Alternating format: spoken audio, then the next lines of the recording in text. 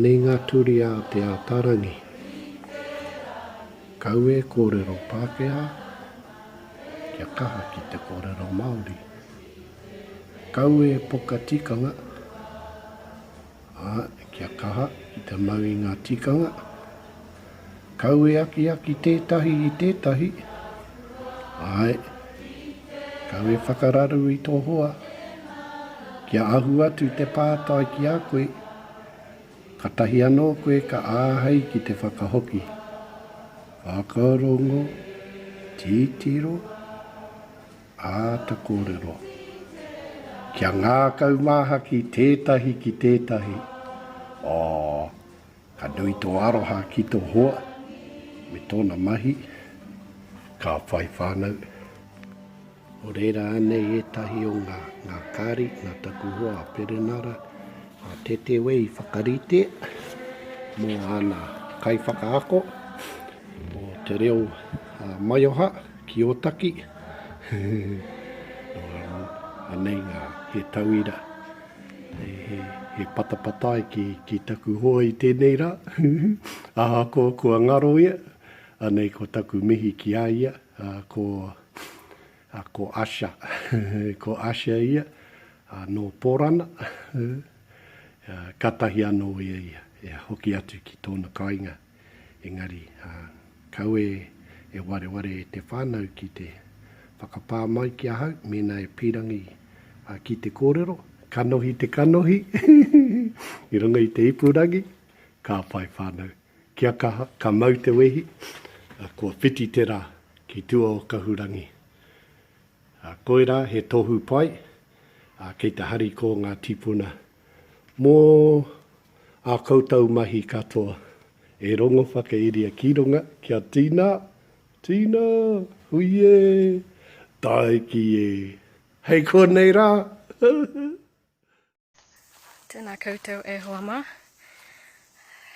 Ko te wero tua whā tēnei, ko Asha taku ingoa. For this wero, I decided to challenge myself and to memorize one of the traditional karakia. So here it is. Whiti ora ki te whaiao, ki te ao marama. Whiti ki runga, whiti ki raro. E ngungu ki te pohatu, e ngungu ki te rākau. Tītaha ki tēnei taha, ki taha ki te rātaha. Haumie huie, taiki e.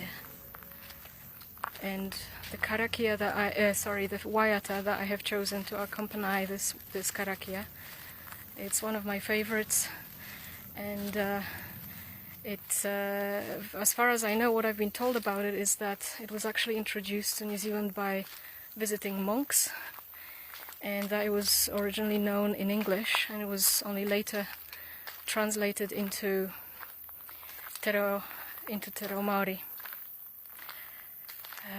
It was translated by Dame Katerina Mataira, who was the kaiwhakahaere of Te Aotarangi. She was one of the co-founders of Te Aotarangi.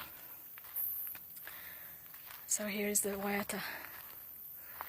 Tu whera ki a rangi nui, tamawa ki a papatu anuku, tawawhia te tipua, e whakata mai nei, hoki a te manga tapu, whakatau ai, honua te ira, tangata te ira atua, huakina te whātu manawa. Kohi a te ngao, o rangi o papa ki te kopu e mura, toha ki te ao. Kia turu mai te tō mai rangi whaka puia ki a tupu ki a whanake me he raku he toka te pu whenua he whatu te titirangi. Whakahoki ngā ao ki te whenua atu whera ki te rangi, tamaua ki te papa.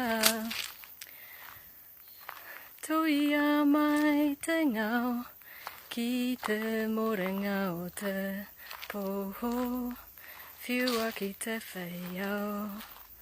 Tau awhia te tipua e whakata mai nei, hoki a te manga tapu, whakatau ai.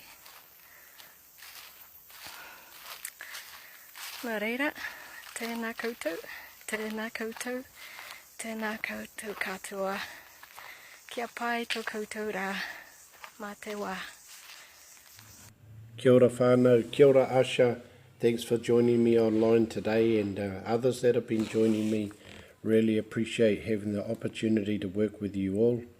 Our teachings of the Ātarangi from Ngoingoi and Katarina and others was te whāngai te reo ki te maria, to everyone, and people like Asha and all different people, Māori and non-Māori alike, and they in turn will help be instrumental in the revitalisation of te reo Māori.